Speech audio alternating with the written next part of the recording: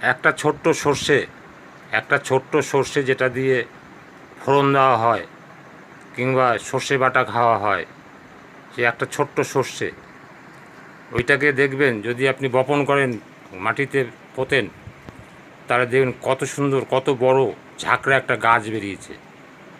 তাতে হলুদ হলুদ ফুল ফুটবে, অনেক শস্য হবে। একটা দানা থেকে কত শস্য হবে।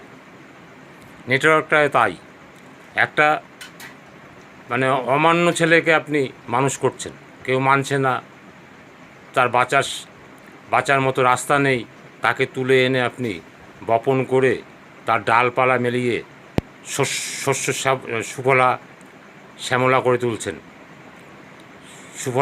করে তুলছেন। এইটাতে আপনার অনেক কাঠখড় পোড়াতে হয়েছে। যেমন সর্ষে গাছটা লাগানোর পর অনেক কাঠখড় পোড়াতে হয় রক্ষা করার জন্য, আপনাকেও একটা জুনিয়রকে নামিয়ে তাকে অনেক কাঠখড় পুড়িয়ে রক্ষা করতে হবে, তবেই তার